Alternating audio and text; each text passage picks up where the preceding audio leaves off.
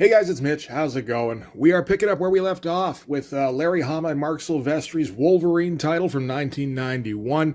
For those of you who don't know, I've been covering every issue of Wolverine by Larry Hama and Marc Silvestri back since issue 34. And for my money, you can't really get much better in terms of superhero comics than this particular run. It's got pretty much everything you want. It's got fantastic art. The writing's very good. It's got great action movie pacing, as well as some good pathos, like Larry Hama's Wolverine doesn't just lean into the badass thing, which I think is an important element. While he does occasionally mollify his animal nature, his greater pursuit is more trying to become, more human, basically. Try to become more civil, at least to an extent, to the point where he can at least integrate into society a little bit. And it's been a great time. It is starting to waver a little bit down the stretch here, because this is a tough time for this particular creative team. I mean, Marc Silvestri in particular, because he's just not happy doing this work anymore, I don't think. There's a story going around that he was having difficulty justifying it in his mind to have a character who slashes things up with metal claws, only there wasn't any real collateral damage other than occasionally tearing the room up. You couple that with the fact that Marvel just keeps taking the books that he's on and making them bi-weekly. So coming out twice a month. So he's got to work at an accelerated pace because he can work at that pace and still produce quality work. And I think he's just burnt out at this point. And we're not too far off from, Rob Liefeld and Todd McFarlane and them deciding to make a go of it with Image Comics and bringing him along. I don't know if that's in the works yet. This is December of 91. Youngblood #1, the first Image comic, would come out in May of 92. So, I mean, there's a good chance that it's going right now. So Marc's in a tough spot. Larry Hama is saddled with the burden of being part of the X Office in 1991, particularly being on Wolverine post Weapon X. Everybody wants more of Wolverine's mysterious past, and the X editorial office wants to give it to them, but I don't think they want to give it all to them because then, we've seen what happens. You give the totality of Wolverine's origin, all of a sudden the character loses its mystique. So Larry Hama's kind of stuck in a difficult spot where he's got to try and at least appear as though he's giving us, the information that we're looking for, while still barely giving us anything at all. It's an interesting little juggling act he's having to do. So why don't we get into it? We can start with the cover. This is kind of similar to the last cover we saw, really, for Wolverine number 48. Big, feral-looking shot of Wolverine, got his claws out, snarling, got all the spikes sticking out of him. Again, seems very similar to what we just saw. All sorts of intimations towards Weapon X, at least intimations that were set up in the issue previous. It is kind of interesting to remember just how hard they went at buying into the whole Weapon X thing. With A Quest into Logan's Past, a sequel to Weapon X, Memories Unbound, they're just trying so hard to try and feed the frenzy that was going on for more of Wolverine's past without actually giving you anything.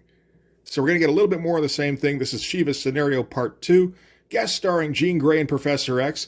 Notably, the first time they've ever been in a Wolverine comic. So that's a little odd in itself. Rather than getting Weapon X-style Wolverine, where, he's naked with all sorts of weird tech hanging off of him, we're going to get him in the classic brown and yellow costume.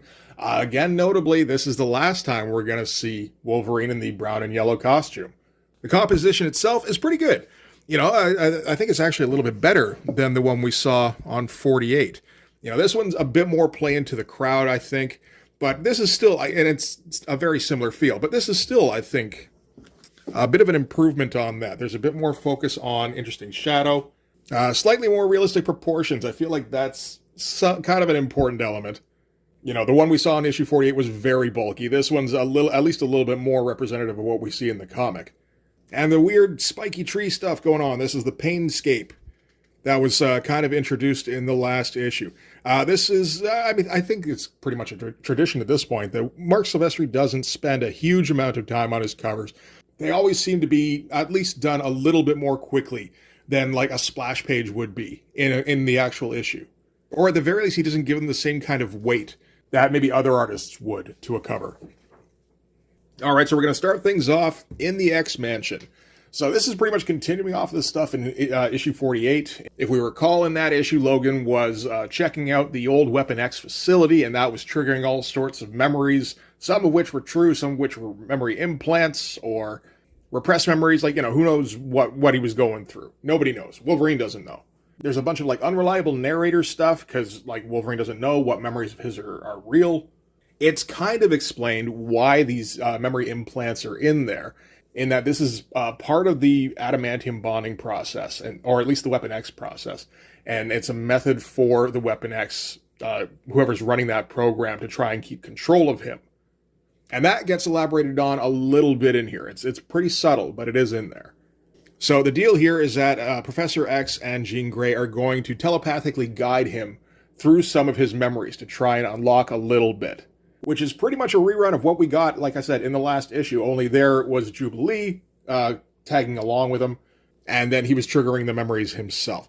So yeah, starting out in the X Mansion, Wolverine's asking when the procedure is going to begin, and Jean's a little bit worried because he doesn't realize that they've already started the procedure, that they are in his mind right now. Professor X figures, though, that they're strong enough telepaths, they can tell when it's getting, it's going too far over the edge and they can bring him back. The opening page itself, not one of the better ones, particularly not one of the better opening pages that we've seen from Marc Silvestri. He usually knows to kind of start things off with a bang. And things look kind of weak here, really. Like the Wolverine pose here. The inking on Professor X and Jean isn't the best either.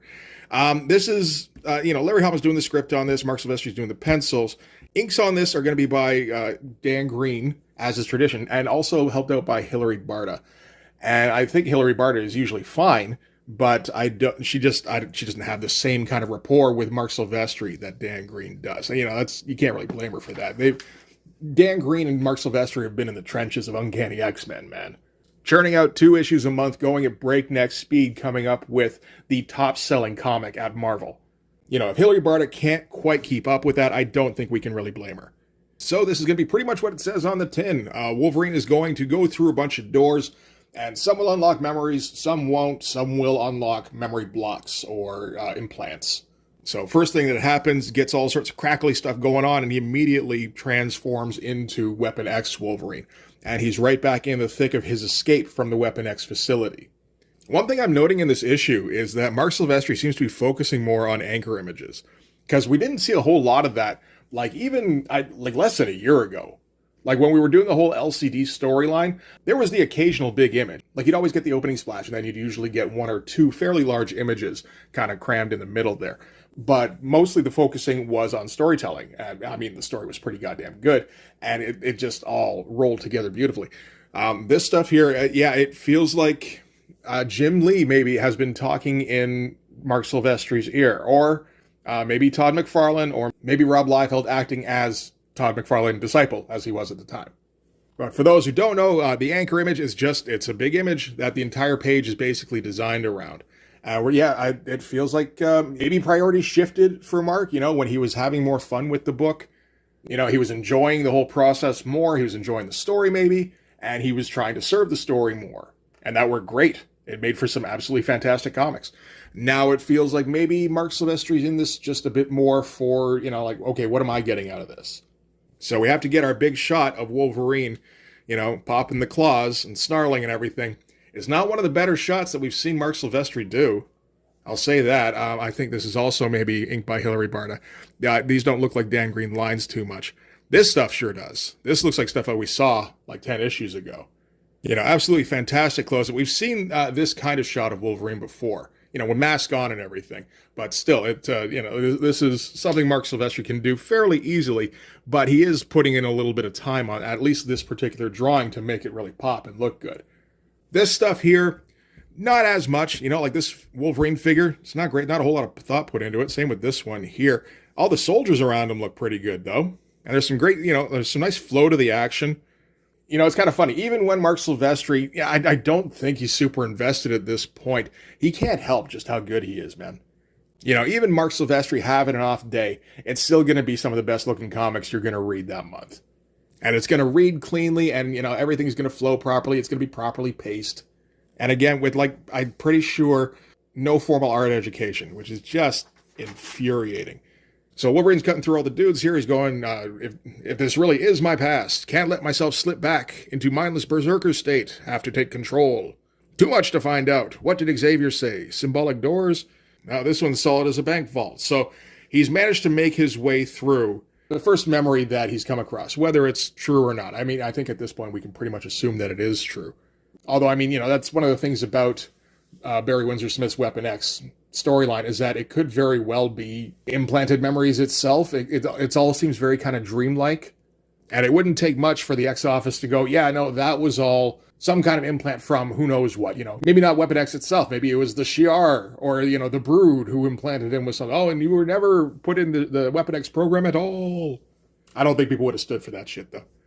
So during the not really their attack, Wolverine slashes out the supports in the hallway here, kind of blocking off the rest of his assailants, which, is kind of important because that is a conscious decision he's having to make as opposed to just getting lost in the memory and getting lost in the animalistic berserker side of him, which, is part of I don't know, it's one of the kind of themes of this comic, I suppose, if this comic has themes, is that he's trying to reclaim his humanity. So he's screwing around with the giant vault door, which says Shiva, no access without clearance. We still haven't really found out what Shiva is. We just know that it's something to do with the Weapon X program. So he starts kind of tapping on the door, and all of a sudden, Sabretooth comes running up, saying, I've been scouring half of the Sierra Majestra looking for you. Nobody tells us nothing out here in the boonies. I just got word from Havana that the President Kennedy's been shot. Happened 2 days ago, and they just found out.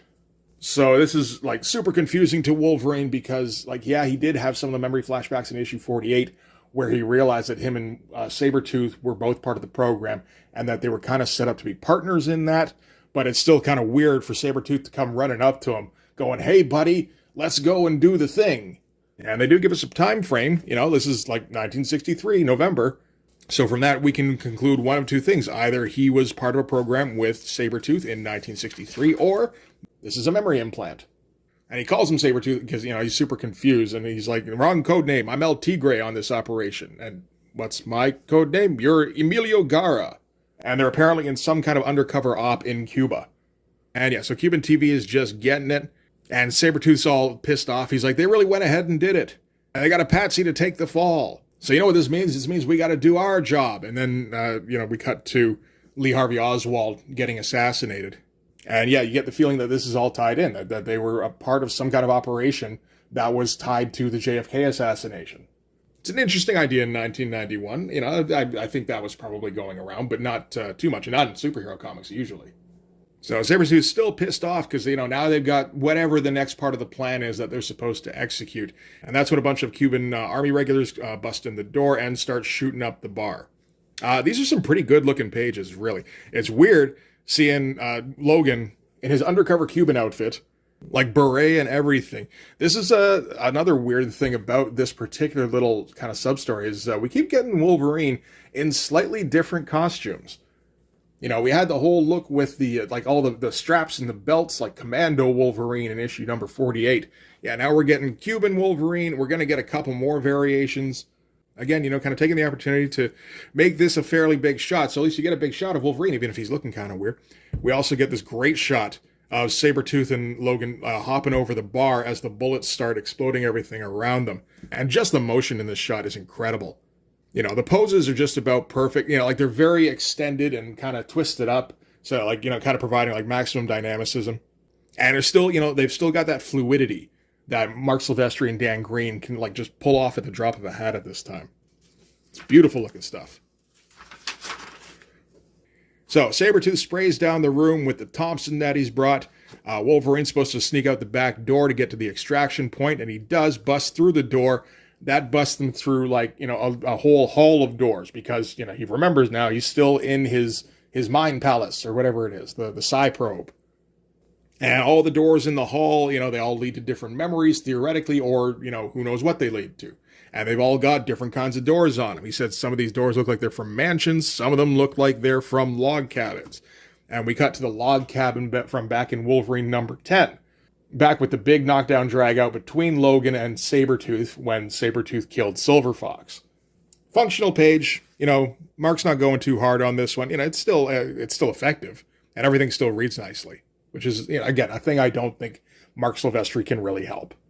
So he's going to try and check out some of these doors. Some of these look interesting, particularly this cabin one. It's I kind of remember bits and pieces about the cabin. I remember that it was a really good time in my life. I'd like to see a bit more of that. But he opens it up, and there's nothing there. It's just a void. And he starts freaking out, knocking on the void. And that's when Jean and Professor X have to pop in and go, hey, remember, this isn't real, right? You know that. That just means that this is a memory block. Certain data has been sealed off. Some of what you perceive to be real memories may very well be artificial implants with hidden triggers. Some of it might be traps that have been set up by Weapon X. And, they kind of intimated that maybe Shiva is part of that, whatever Shiva is. And they're trying to get Wolverine to kind of ease down, that maybe his investigation is pushing a bit too far. And that the danger of pushing too far could have the possibility of basically breaking his mind and returning him to an animalistic state. So that would undo all the progress that he's done ever since the Weapon X program. And, Hama's going to keep hammering on that, making that very much like a priority for Logan. It doesn't feel like it's been the biggest priority up until now. It always felt like there was kind of a duality to it, like there was a balance. Like he understood that, that was something to aspire to, was to become more civilized, but the animal nature was so much an inherent part of him that it wasn't something he just wanted to throw away. He understood that he needed to indulge it every once in a while. So anyway, he's still climbing around, checking out through doors, seeing what memories he can find. We cut back to a memory that he kind of unlocked in the last issue of some room in San Francisco where he was on an op, again with Sabretooth and some other guy named Mastodon. And they busted up what seemed to be a bunch of arms dealers or drug runners or something like that. Only the characters in it were all weirdly populated by characters that we've kind of met. So people like Silver Fox and the Professor. As he busts in, Sabretooth is slapping Silver Fox around, trying to get her to talk. And she keeps saying no. And, Sabretooth doesn't like it particularly when she says no. Another interesting shot of Wolverine busting in where a lot of space on the page devoted to it. Not quite an anchor image, really. I mean, it's not a particularly cool shot. I don't know how much Mark Silvestri really gets the idea of anchor images sometimes. I think he understands that, you want just a giant cool shot on as many pages as you can get. But at the same time, I don't think he can really 100% get out of the mindset that you have to have everything have a context in the story. And that it has to flow properly. It has to have the right pace. So really what I'm saying, I guess, is that Mark Silvestri was too good of an artist to really be an image artist at heart. We do get this nice shot here of Sabretooth just snarling over Silver Fox. So Logan wants to talk to her, and Sabretooth's just like, sure, you go ahead and talk, in quotations. Me and Mastodon, we're going to go take a walk. And he still seems to be kind of confused about whether or not this is memory or real life, or, what's a real memory, what's not a real memory. I mean, that's going to be confusing him for another good, decade or so. So, when he sees Silver Fox, he's like, don't you know me? And she's like, sure, you're Logan. And he's like, really? You remember me? And he's like, yeah, of course I remember you, baby. Come here. And, he holds her and everything. And then she starts reaching for his gun. So, again, she's caught up in the brainwashed scenario that they're stuck in, as she would have been for the totality of this particular memory implant, which I think is pretty much what it is. It's never really established, I don't think, what is an implant and what isn't. Or what's a staged scene, because that's going to come into it too in the next issue. Does a little bit of reminiscing while she pulls the gun out, puts it under his chin, pulls the trigger a few times, and he says, I emptied both guns into the Professor over there. Do you remember that? Interesting shot. Doesn't entirely look like a Mark Silvestri Wolverine, but, it still works for sure. And, we see the shot of the Professor lying in a pool of his own blood, only in this he's not the Professor, he's Andre, as that's what's going on in the scenario. Wolverine happens to catch sight of a calendar in the middle of the room, and of course the calendar features the cabin, his favorite memory, the only memory he's got that's any good. And he starts kind of flying into a rage, going, this can't be real. This can't be all that my memory of the cabin is based on, is just a cheap fucking photo in an old calendar. And he just starts hounding her, being like, you remember being in love with me. You do. I know you do. And he's getting all worked up and shit. And just this is just one of those implants. That's what this is. And he's getting pissed off and starts hacking up the place. He's like, what will I find behind these walls? And, slashes open the wall. And what we see is the void. It's just the cosmos. It's a weird choice, really. He's like, the tenement building, this is just a stage set cobbled together out of magazine clippings and somebody else's imagination. It's like, yeah, that's pretty much what it's going to turn out to be. He's like, some of what I've got has to be real. And that's kind of the key thing, is we just got to figure out which of the memories are the real ones, and those ones I can build off and maybe, find more real memories that are linked to those. And we get that Painscape thing coming up again. Again, not really explained. Although this is, like I said, part of the Weapon X programming. It's some cool stuff, like it's kind of surreal, just all these spikes kind of coming out of everything. They all got to stab into Logan all the time because the whole thing of putting in memory implants is apparently linked to painful memories, either emotionally or physically. And it's driving him nuts. He's kind of, it looks like he's getting a little bit more animalistic. It's a great looking little shot here. We got a whole ton of ads in this thing.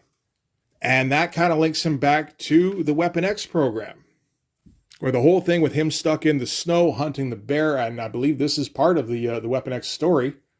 Only this is just kind of a fucked up version of it, because he's kind of lucid during it, but then the bear starts like clawing its way out from inside a tree, which is like all bleeding as it tears its way out. And we're going to get a voiceover from the Weapon X engineers as they're basically monitoring his progress, seeing if he's taking in the simulation, because that's kind of what this is. Whether he's going along with it, because if he goes along with it, then they can establish kind of what triggers the berserker rage, and then they can lock in on that and mark it, and then they once they have that, then they can trigger it at will. So at first, like I said, kind of lucid. Then he sees the bear starts getting amped up, and he says, "We have full claw extrusion. He's going for it. Good solid strike. Do we have a take on that? Can we juice up the killing stimulus and lock it? We have the TSI standing by." Says affirmative, this is it. This is our switch. Once we lock it in with the TSI, we can turn on Weapon X at will. So again, all about trying to control Logan as a weapon. Interesting shots, like kind of going for some dramatic lighting here and there. Again, I don't think he's going super hard on it, particularly when it comes to the bear. I don't think Mark knows too well how to draw a bear, and he's not going to look it up. So he's just going to kind of fake it a bit. So I think this is the bear head going flying. And they're like, how about turning him off? And that's what Shiva is for. So, okay, we're still building up Shiva. So he's trying to clarify things. He takes off the goggles to see what he just did. And, oh no, it was his head all along. This has been Empire Strikes Back the whole time. And now he's calming down. Like, he's still pissed off, but it's more of a rational pissed off instead of that berserker pissed off. And he's like, this is all horseshit. Obviously this didn't happen because my head's still attached. And none of this makes any fucking sense. I was fighting a bear. What happened to the bear? Looks back over his shoulder, sees a body standing there with no head. He's like, is that supposed to be me? Obviously it's not me. Is this supposed to scare me? Is this supposed to get me worked up? It's like, yes, that's the point. So him being rational is shutting down the whole process of Weapon X, that, or at least as far as he remembers it. So now the engineer's like, pile on the trauma, jack up the fear center. We need an imprint. They need to find that spike where they can trigger the Weapon X thing. So they manifest all of these Wranglers. We saw the Wrangler first appear back in issue 45, I think. And he's getting kind of fuzzy on the whole real, not real thing. Like, he understands that this is just a memory implant. It's not real. But he's treating it like, so I'm just going to kill all of you memory implants until just the real memories remain. It's like, that's not really how this works in the psychic world, I don't think. And he is still getting worked up, and he's still slashing everything apart, and he actually is kind of losing control and getting more animalistic. And this is where it's just getting to a point where there's nothing constructive that can be done further down this road. So Jean and Professor X are going to step in, just going to surround him with all sorts of genes. That'll calm him down. Well, maybe not completely, but it'll make him less angry for sure. And they kind of snap him out of it. And they're trying to walk him back to reality. It's like, do you remember who you are? He's like, Logan, yes. Wolverine, yes, I know that one. And he's like, you know who I am and where we are? And he's like, Professor Xavier, we're in the X Mansion at the Scilab. It's like, well, we're in what used to be the Scilab anyway. We kind of pan back and see that Wolverine has been tearing the place up while he's been under. And this kind of confirms what Professor X was saying earlier, which is that he can't push too hard on the memory blocks and implants and on traps and all that stuff, because it's breaking him down on a psychological level to the point where he can't be rational anymore.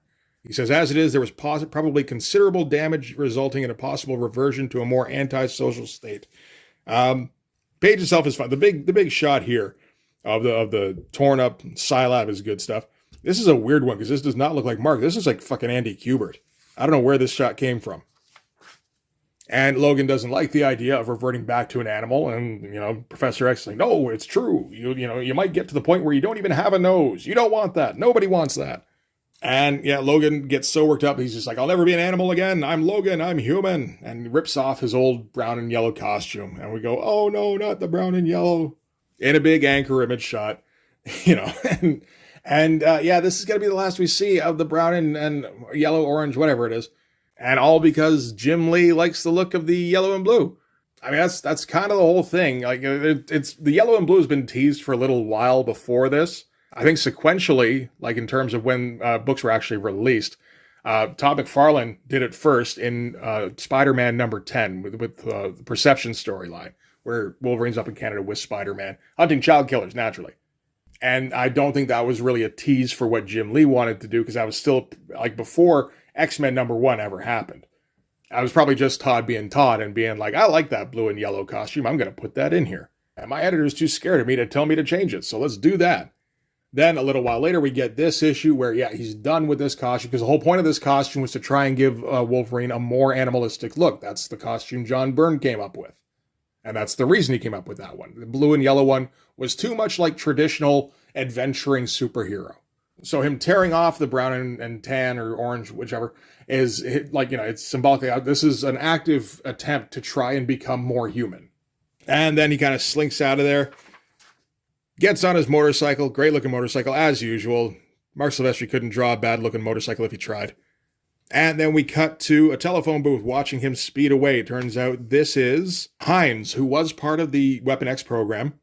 And she's reporting in. She's saying, we've been tracking him ever since he set off the detectors up in Canada, but he's been in that place in Westchester that we can't get too close. So that's the X-Mansion. And he's very distressed. I think he may have found a way to bypass the programming. He could stumble onto something that could endanger the entire project. And the person she's talking to says, situation analysis is my job, Hines. Yours is merely observation.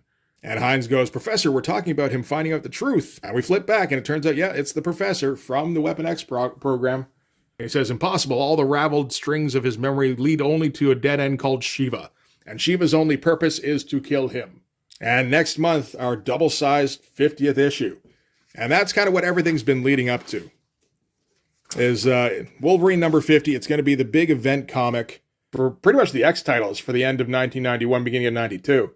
Mark got issue 47 off, but it didn't feel like it was because he had to get back on track. I think it was just because issue 50 is going to be a double-sized issue. He's going to have to go fast over issue 48 and 49 so that he can draw all three of them, the whole Shiva scenario storyline, and get them all done in a 3-month span. So any lapses in this one, I think that's pretty much what it's down to. Just, again, another compressed schedule. So it feels like everything they've been building up over the last, at least over the last 3 issues, but, definitely since before that, since Weapon X really dropped, is going to be paid off at least to some extent in issue number 50. That's what it feels like. That's not really what we're going to get. And the mystery of Shiva feels like it's also going to get paid off in issue 50. And it is. It's just not as good as we're going to hope, because Shiva could have been anything at this point. It could have been like, some kind of programming in Wolverine. It could have been some kind of programming in the Weapon X facility or wherever Weapon X is these days. It could have been a big old supervillain. It could have been a whole lot of things. And what it turned out to be was a giant robot. But we don't know that yet. We're going to find that out next issue. This whole storyline, this is kind of where my interest in this title started to wane. Because I said in the issue 48 video, I never really got into the whole Wolverine's past thing.